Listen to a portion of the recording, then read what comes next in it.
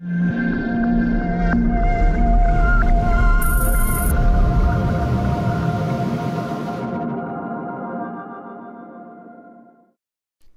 Player free. Get it now from digital.net.au. Thanks, Jim. I just want to echo some of Wendy's comments from earlier this morning as well. On behalf of the Hollywood Post Alliance, of which I'm proud to be the president and a Cindy governor, I look forward to working with Cindy on behalf of the industry. I think it will be an exciting collaboration. So, good morning. Good morning. Okay, my role here as first up is to kind of set the stage, to frame this discussion, to kind of warm up the crowd. That's you guys. So I guess I'm supposed to tell a few beginning of speech jokes, right? I'm not good at telling jokes, but here goes.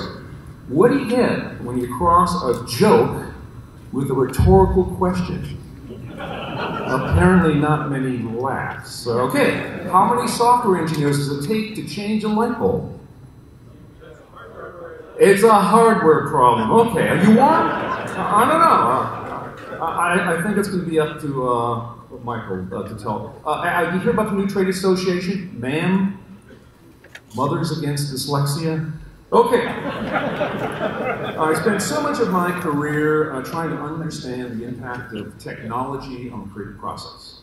That's why you're here at NAB. That's why we do these weekend conferences and actually show up on the weekend. That's why we do the HPA Tech Retreat, to understand its technological impact. And we're pretty impacted, from production to distribution to consumption.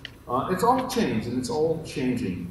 I thought the session today was called From Camera to Netflix, because that's what they said in the early version. So you'll see, and we talk about that a lot. And today we're here to talk about the new post. Maybe not that one.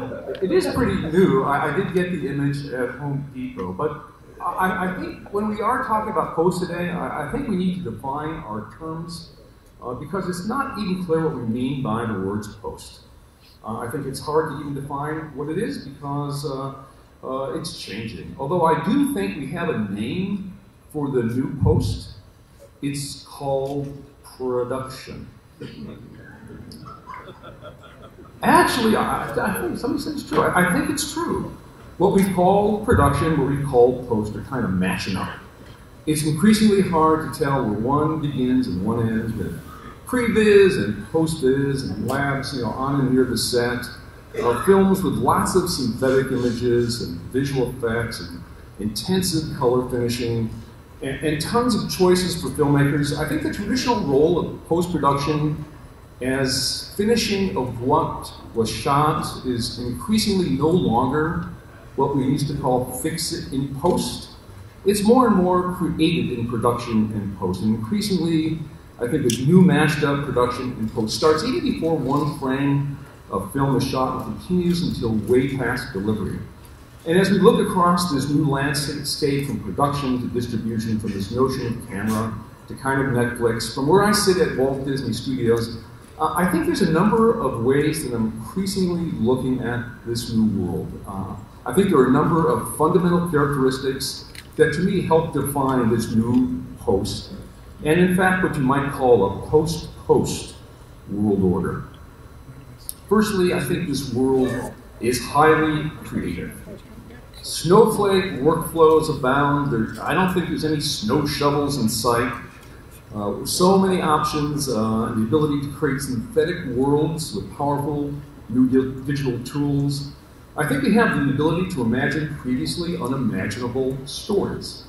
And if you need any additional evidence of the fact that this really creative world of production and post are really mashing up in new and creative ways, I think you need to look no further than the last two Academy Award-winning films for cinematography.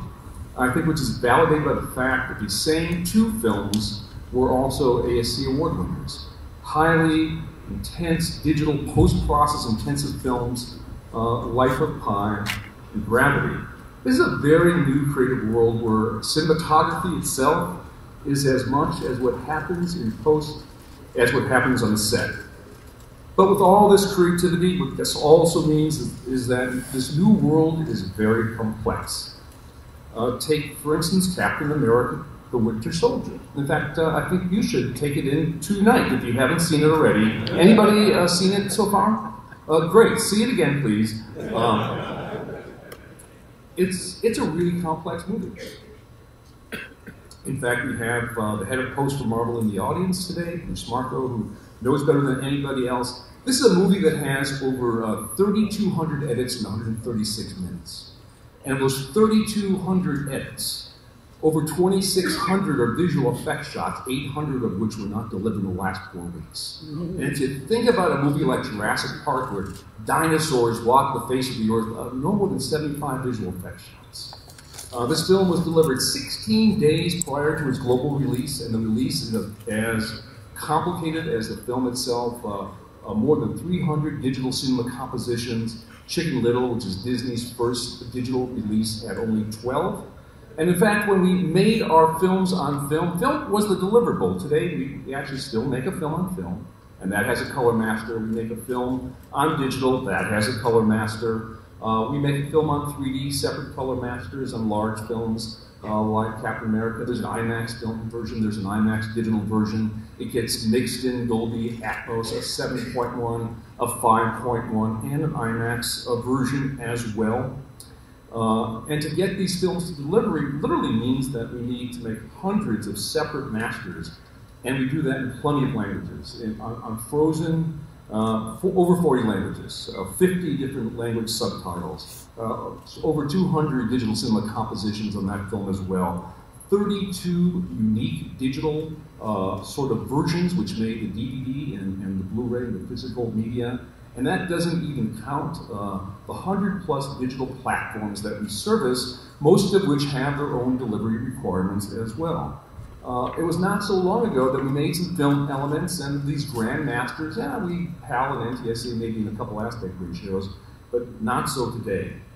And if that isn't complicated enough, if that isn't complex enough, as we enter this future world of more and what Pat Griffiths calls better pixels, as we contemplate how many Ks are okay, more color bit depth, more frames, more light on the screen, we'll have to understand how we make even more complex camera-to-consumer production and post, and know that this will be this expectation that filmmakers will want to deliver the film 16 days before hundreds of masters need to hit theaters, and understand how these downstream elements on an even wider variety of consumption platforms need to be made.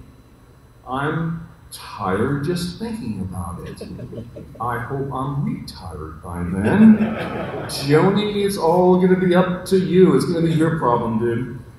Okay, this complex and creative world is also increasingly connected. Our new post-reality is really about sending files back and forth to filmmakers in distant locations, edit rooms, dailies, visual effects houses, DI houses. At Disney, we're routinely doing remote sound editorial and mixing in tight collaboration with Skywalker Sound in Northern California, our new cousins. In fact, that's how we did Captain America pre-dubs and editorial in Northern California, mixing on the lot at Disney, a big shared storage over private fiber connecting the two on the same film, Technicolor's color. Steve Scott was in a theater at Disney. Next to him was another colorist from Technicolor, plugged in on fiber optic to Technicolor itself, where all the data was. But living on the network and doing this on the network, we routinely play back things really high quality from Pixar back and forth. Visual effects have been collaborative over networks for quite some time.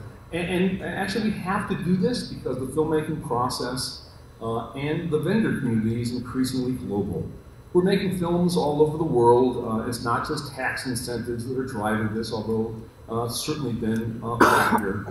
It's also that this highly creative, complex, connected filmmaking process has enabled distributed workflows so that we can literally chase the sun to get work done in parallel around the world and around the clock, increasingly high quality, capable facilities all over the globe. And of course, for large companies like Disney, where our product plays across the world, and where international box office actually delivers more revenue than domestic box office, making sure that a film actually literally speaks your language is now really only one aspect of how we're beginning to understand how to market content, around the world in ways that play to global sensitivities and opportunities. Meet Rochelle, a French-Canadian plane who's the love interest of Dusty Hopper in the recent Disney animated film Planes. Notice her name and the cute little red maple leaf on her fuselage. Now look carefully at the maple leaf. Because in the version distributed in France, Rochelle has a slightly different paint job and definitely doesn't have a maple leaf. In fact, when the film is dubbed into French, we dub a Parisian French version, and there's also a French-Canadian version, as Canadian audiences want French their way, and apparently no self-respecting French speaker from France would tolerate French with a Canadian accent. Of course, in Australia, Rochelle has a cool little kangaroo. In Germany, Rochelle is actually not even Rochelle. Of course, she is Heidi, looking pretty snappy in her German paint job. Meet the Russian Tanya, the Italian Monica, the Brazilian Carolina, the lovely Sakura from Japan, and Yun Fei from China. We had a cheat sheet when we were mastering the international home entertainment versions at the digital studio, because the Rochelle, Tanya, Heidi, Carolina, Monica, Sakura, and Yun Fei character had 69 scenes in the film. And there were other titles which were in English, and in total there were 31 additional inserts, 100 inserts, 46 languages in this film. We made 126 masters that had 100 inserts in them. Think of that QC challenge. But on a positive note for Disney, think of all that plush toy opportunity. And while this sort of global localization is actually not really the norm, the biggest impact, I think, on this ecosystem, this camera-to-consumer world, is where audiences today, audiences and not content owners, decide where, when, and how to consume content. It's that this creative, connected, global world is also demanding to be customized. And we're not talking about apples and oranges, it's apples, oranges, and apple oranges, and a host of highly customized deliverables. Behold, the lowly thumbnail. You see them wherever content is sold online, of course. How hard can this be? Well, as it turns out, it's actually kind of hard, because all of these digital platforms have their own size and shape of what we call key art for their platforms. And when you have titles that play on platforms all over the world, there are more than 3,000 versions of that one piece of key art in each title. So you start with creative intent, those cute little bugs crawling through the letters, and then you get complex and global pretty quickly, and then you get customized for each platform. And for instance, on Google Play, there are 4 keystones, a 1458 by 826 pixel kind of landscape version, a 609 by 297 version, a 532 by 243 version, and a 279 by 402 pixel portrait version. PlayStation, there's a square version, it's 1400 by 1400, an almost 16 by 9 version, 1296 by 720, pretty retro, 800 by 600, 4 by 3 version. On Apple iTunes, there apparently is one size that fits all, the large 1400 by 2100 pixel keystone we apparently know so well. And since I have said that this panel is from Camera to Netflix, I've said that a couple times. I think I have to mention the 3 sizes and shapes that are unique to Netflix: the 16 by 9, 1280 by 720 keystone, the 471 by 800 keystone, and the landscape 265 by 149 thumbnail, which is about the same size as your thumbnail. Okay, in this new post world, there's, I think, one additional defining characteristic that I'd like to add to creative, complex, connected, global, and customized, and that is secure. In this new world of connectivity and expectation of content anytime and anywhere, content owners are under constant threat of content theft. Say that a bunch of times, constant threat of content theft. And there's a good reason for that. all theatrical post-release content is stolen from theaters or before physical goods hit the store. That, of course, has created a lot of heightened awareness of content security and piracy management. In my team at Disney, we undergo really rigorous audits. It might, in fact, be more rigorous than our own vendors. We need to demonstrate excellence in information security. Our team is certified ISO 27001s in the ISO process. We work in really tightly secure environments, but in fact our teams kind of take pride in the fact that they get to touch our content and work with it. They kind of think of themselves as guardians of our content. It's kind of a new world for studios and those who service them, kind of content awareness, fact of life, kind of think of it as the Boy Scout motto, you need to be prepared. Our systems are secured and isolated from networks, isolated from the internet, really well-defined ways that data goes in and out of them, and multiple overlapping techniques, both physical and secure and digital, restricted access to kind of the minimum level. There's a lot of monitoring of the process and systems. We get a lot of pop quizzes. And in fact, today, I think becoming expert at content security may, in fact, be career enhancing.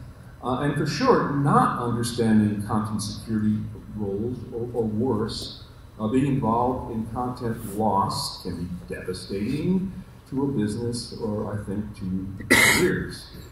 So on that pretty serious note, I'd like to show you a scene from Frozen that demonstrates, I think, what this new creative, complex, connected, global, customized, and secure world looks and sounds like. This clip that you're about to see actually has been viewed on YouTube almost 100 million times.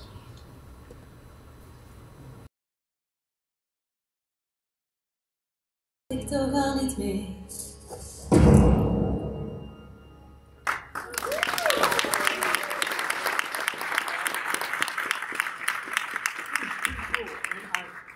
you probably know that each one of those languages are a different actor. So the seamlessness, really, it's a great way to demonstrate this new creative, complex, connected, global, customized, and secure world, and how seamless it looks to our audiences and needs to be. One more thing, I'm not sure that I was going to be able to do this today, but who here would like to know the plot of the new Star Wars film? I sure would. Okay, thank you.